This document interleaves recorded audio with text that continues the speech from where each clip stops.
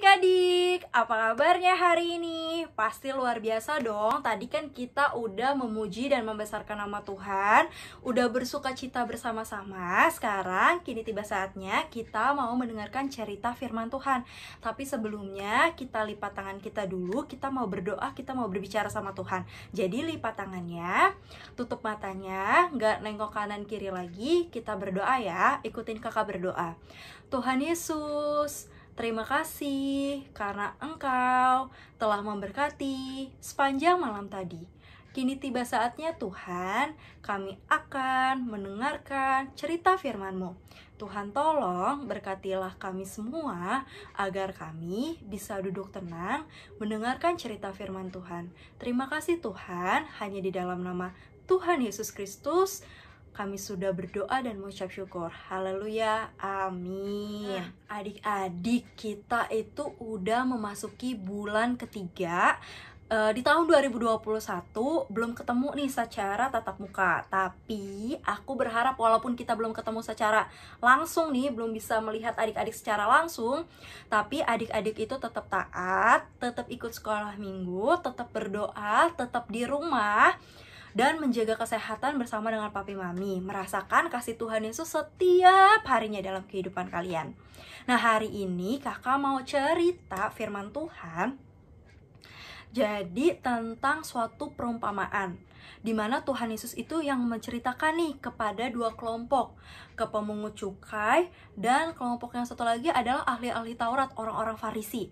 Nah, jadi ada dua kelompok nih. Kelompok yang pertama itu adalah kelompok orang-orang Farisi. Mereka tuh merasa dirinya tuh benar. Terus kelompok yang lain tuh orang-orang berdosa. Pokoknya dia ngerasa dirinya benar tapi hatinya tidak pernah ke Tuhan. Nah, yang satu lagi kelompok pemungut cukai. Kelompok pemungut cukai itu adalah kelompok yang berdosa. Nah, jadi si kelompok Farisi ini nggak mau nih bergaul sama kelompok-kelompok pendosa. Tapi adik-adik, Tuhan Yesus itu tidak pernah membeda-bedakan nih, baik semua orang berdosa maupun yang tidak berdosa. Tuhan Yesus itu nggak menghakimi, karena Tuhan Yesus itu tahu bahwa setiap orang itu yang membeda-bedakan seperti itu belum merasakan kasih Tuhan Yesus nih. Nah, kita kan semua udah merasakan kasih Tuhan Yesus, sudah merasakan belas kasih Tuhan Yesus. Berarti kita semua adalah anak-anak yang sudah dibebaskan dan sudah menang. Jadi kita nggak pernah tuh membedakan antara yang ini nakal, yang ini nggak nakal. Aku mau bergaulnya sama ini deh, aku mau bergaulnya sama yang ini aja deh, aku mau mainnya sama yang ini aja deh. Nggak begitu adik-adik, tapi kita main sama semua orang. Nah, sama nih seperti Tuhan Yesus. Tuhan Yesus memberitakan suatu perumpamaan bukan cuma ke kelompok Farisi doang, bukan cuma ke kelompok pemungut cukai aja, tapi Tuhan Yesus itu menceritakan suatu perumpamaan tentang domba yang hilang kepada seluruhnya, kepada kelompok yang merasa diri paling benar dan kelompok yang merasa berdosa. Nah, ini ceritanya diambil dari Lukas 15 ayat 1 sampai 7. Itu domba yang hilang. Nah, Lukas 15 ayat 1 sampai 7 itu ada di mana sih, Kak? Nah, Lukas 15 ayat 1 sampai 7 itu adanya di Alkitab adik-adik. Jadi nanti bareng papi mami buka Alkitab ya. Belajar baca bersama ya. Alkitabnya di Lukas 15 ayat 1 sampai 7 tentang domba yang hilang. Nah, jadi gimana sih nih ceritanya adik-adik? Pertama-tama Tuhan Yesus menceritakan tentang seorang gembala. Gembala itu bawa apa nih adik-adik? Gembalanya bawa tongkat ya adik-adik ya. Nah, jadi gembala itu apa sih sebenarnya, Kak? Nah, gembala itu adalah seseorang yang pekerjaannya adalah mengembalakan domba-domba, mengembalakan domba-domba. Jadi mengembalakan itu dia yang ngasih makan, dia yang menjaga. Pokoknya dia sangat taking care sama si domba-dombanya, sama peliharaannya. Nah, ini adalah Bapak Gembala. Jadi ingat ya adik-adik, ini adalah si Bapak Gembalanya, seorang laki-laki membawa tongkat. Nah, terus kita buka kartu kedua. Tenet. Gembala itu nih adik-adik mempunyai binatang ternak yaitu domba. Domba. Nah, domba itu bunyinya kayak gini nih. mirip kambing ya adik-adik ya. Domba itu mirip kambing, bunyinya be, be.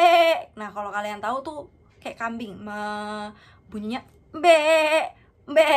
Nah tapi adik-adik lihat deh, jumlahnya tuh nggak cuma satu, ada banyak banget nih adik-adik ya.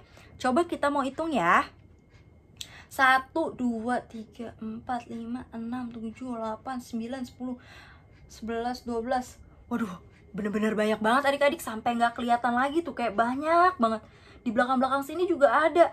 Berapa kira-kira jumlah dombanya? Malah warnanya putih semua ya. Susah banget bedainnya nih antara domba yang satu dengan domba yang lain. Jumlahnya ada berapa adik-adik? Tebak dulu, ada berapa ya? Ada 1000? Ada 200, ada 300. Nah, adik-adik, ternyata jumlah dombanya itu ada 100 ekor. 100 ekor nih adik-adik nih. 100 ekor. Bisa nggak ngitung 100? Wah, pasti banyak banget sih nih. 1, 2, 3, 4, 5, 6. Aduh, banyak banget. Capek ngitungnya, ada 100. Tapi si gembala yang tadi nih adik-adik, dia itu bisa loh hafal satu persatu, padahal ada 100. Wah banyak banget, tapi dia bisa hafal loh. Yang ini namanya Mbek 1, Mbek 2, Mbek 3, tapi banyak banget. Ada yang namanya Franklin, ada yang namanya Simba, ada yang namanya, wah banyak banget deh. Ada 100, tapi dia hafal satu-satu. Ini domba saya nih, yang ini yang gendut, yang ini yang kurus, yang ini yang bulunya tebal. Wah, dombanya ini sangat dikasihi oleh gembalanya, bener-bener dijagain, dikasih makan, jalan-jalan bareng si gembalanya. Tapi ada 100 adik-adik, jadi dia tuh bawanya sekalian banyak, pakai tongkat gitu loh. Nah, selanjutnya nih adik-adik, setiap hari si gembala ini membawa dombanya makan rumput. Jadi nih keluar dari kandang, dibuka sama si gembalanya, terus diajak keliling-keliling di rumput yang hijau, terus si dombanya ini makan. Si gembalanya ini ngeliatin, dombanya udah makan, ayo makan yang banyak ya domba ya, makannya yang banyak ya. Terus mereka juga makan dan minum ya, kalau minumnya di sungai. Nah, ketika malam hari, gembalanya ini memasukkan semua domba-dombanya itu ke kandang. Jadi, tadi kan udah paginya dibuka nih kandangnya nih. Dibuka, terus jalan satu-satu nih. Terus mereka diajak jalan dan mencari makannya, yaitu rumput-rumput tadi. Terus dibawa ke sungai, mereka minum nih. Setelah malam hari, udah gelap nih adik-adik, mereka dimasukkan ke dalam kandang. Jadi, yuk domba-dombaku, yuk satu-satu yuk masuk ke dalam kandang. Nah, masuk nih ke dalam kandang, masuk, terus dikunci lah si kandang tersebut. Karena kalau nggak dikunci nanti bisa kabur ya adik-adik ya. Nah, tapi ketika si gembala ini nih ngitungin 1, 2, 3, iya Melky udah masuk, Franklin udah masuk, Simba udah masuk. Dihitungin nih sampai ke 99. Lah, kok domba aku berkurang 1 ekor? Jadi tinggal 99. Nah, jadi 100 dikurang 1 itu jumlahnya adalah 99. Nah, sekarang tinggal 99. Wah, si gembalanya bingung nih. Kok 1 domba aku hilang ya? Kemana ya? Tadi kan mereka makan rumput dan minum airnya bareng. Kok bisa hilang ya? Tersesat di mana ya si domba yang satu lagi ya? Nah, si gembalanya ini meninggalkan yang 99. Setelah dikunci, si gembalanya mencari yang 1 dombanya nih adik-adik. Dia mencari nih si 1 dombanya lagi. Jadi dia sangat sayang sama semua dombanya. Jadi ketika si gembala ini kehilangan 1 dombanya, dia pergi mencari dong. Nggak diem aja, nggak dipikir masih ada 99, biarin aja. Nggak, tapi gembalanya ini bener-bener mencari 1 ekor yang hilang. Dia cari, aduh mana ya domba saya ya, kok belum terdengar suaranya ya. Nah, sampailah dia. Gembala itu mendengar suara si dombanya. Suara dombanya tuh kayak gini. Be, be. Tapi suaranya tuh kayak orang, kayak binatang yang lagi kejepit gitu loh adik-adik, kayak kesusahan. Be, be. Wah, suaranya udah menderita gitu. Nah, si gembalanya nih nyari-nyari. Wah, aku denger nih suara si domba aku di mana ya? Ternyata adik-adik, dombanya tuh terjebak di antara semak belukar. Wah, susah banget nih, malah jauh. Kok dia bisa ya mainnya jauh sendiri ya? Jadi si domba itu tersesat adik-adik. Dia nggak ketika 99 itu nyari makan di rumput, dia pergi sendiri, jadi tersesat ke semak belukar. Lalu nih adik-adik, si dombanya bener-bener dicari nih di semak belukar. Wah, susah banget kan, semak belukar udah turun kayak gitu nih adik-adik, banyak bebatuan, terus tanamannya tuh tajam-tajam, tinggi-tinggi. Nah, si dombanya bener-bener udah terjebak, gak bisa keluar adik-adik. Lihat deh, dia banyak luka-lukanya nih adik-adik. Terus si gembalanya ini turun dan menyelamatkan satu domba itu. Dia babat tuh tanaman-tanaman semak belukarnya. Dia turun ke bawah bebatuan. Diambillah si domba ini. Wah, dia sangat senang banget. Akhirnya dombanya itu ketemu adik-adik. Dan dombanya itu masih hidup. Dia sangat menyayangi si domba ini. Akhirnya domba ini dibawa, digendong adik-adik, benar-benar disayang banget. Dibawa dan digendong ke perjalanan pulang ke tempat dia harusnya berada. Benar-benar disayang nih adik-adik. Wah, udah pada luka ya gara-gara tadi semak belukarnya. Terus dimasukinlah si domba tadi ke kandang bersama dengan 99 ekor lainnya. Nah, gembala itu kan bener-bener senang banget, mengucap syukur karena dia bisa menemukan si domba yang hilang tadi. Dia membuat pesta, dia panggil tetangga-tetangganya, dia sangat bersuka cita karena satu dombanya telah ketemu. Saking sayangnya tuh adik-adik, bener-bener dia sangat menyayangi si domba-domba tadi, bener-bener bersuka cita. Nah, cerita ini sama nih adik-adik, sama seperti Tuhan Yesus yang sangat bersuka cita ketika adik-adik mau datang ke Tuhan Yesus. Jadi Tuhan Yesus itu tidak memandang kalian berdosa, kalian adalah anak-anak nakal, kalian suka nggak nurut, tapi Tuhan Yesus itu tetap mengasihi kalian semua, tetap mengasihi adik-adik di rumah, tetap mengasihi mami papi di rumah. Jadi kita juga senang dong kalau misalnya kita punya teman baru nih yang belum sekolah minggu. Awalnya kan kita semua udah sekolah minggu nih, terus tiba-tiba punya teman baru nih yang datang sekolah minggu. Sama seperti domba tadi, Tuhan Yesus itu juga masih mencari anak-anak yang belum datang sekolah minggu nih, nggak kayak adik-adik nih yang udah rajin.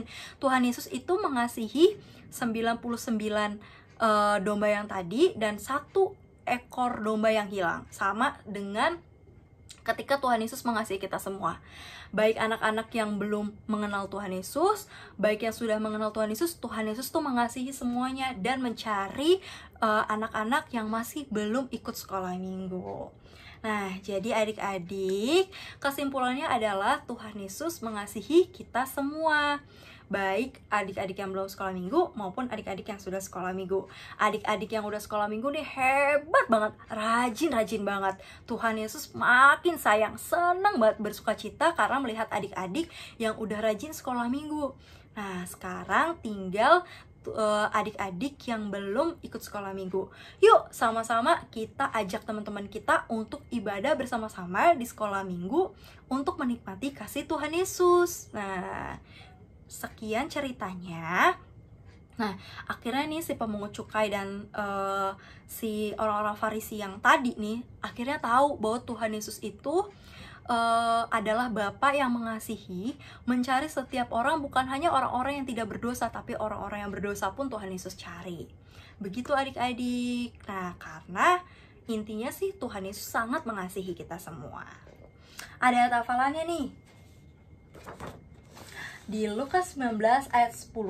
sebab anak manusia datang untuk mencari dan menyelamatkan yang hilang. Sekali lagi ya, ayat hafalannya di Lukas 19 ayat 10. Sebab anak manusia datang untuk mencari dan menyelamatkan yang hilang. Nah, Tuhan Yesus itu menyelamatkan kita semua, adik-adik yang sudah sekolah minggu, dan nanti akan ada tiba saatnya Tuhan Yesus juga akan memanggil adik-adik lain yang belum ikut sekolah minggu untuk beribadah bersama-sama dan menikmati kasih Tuhan Yesus. Jadi adik-adik jangan pernah takut ya ditinggalkan sama Tuhan, karena Tuhan Yesus adalah Bapa yang setia dan penuh kasih sayang mengasihi kita semua. Nah, sekian cerita firman Tuhan pada hari ini. Kita tutup dalam doa ya adik-adik. Sekarang semuanya lipat tangannya, tutup matanya. Tuhan Yesus, terima kasih buat setiap kasih setia Tuhan yang boleh kami alami dalam kehidupan kami. Tuhan Yesus begitu setia, begitu baik, begitu mengasihi kami. Kami mengucap syukur buat setiap kasih yang Tuhan berikan buat kami semua, buat papa mama di rumah, buat oma opa, buat keluarga kami. Terima kasih Tuhan Yesus, Engkau selalu ada dan mencari setiap kami yang sudah terhilang. Terima kasih Bapa, terima kasih Yesus, biarlah Engkau memberkati kami semua, Engkau menjagai kesehatan kami semua, dan buat adik-adik ataupun sanak keluarga yang sedang sakit, Tuhan yang boleh pulihkan dengan bilur-bilur Tuhan Yesus. Terima kasih Tuhan, hanya di dalam nama Tuhan Yesus Kristus, haleluya, amin. Sekian cerita firman Tuhan pada hari ini. Selamat hari Minggu dan Tuhan Yesus memberkati. Sampai kita ketemu di minggu depan. Dadah.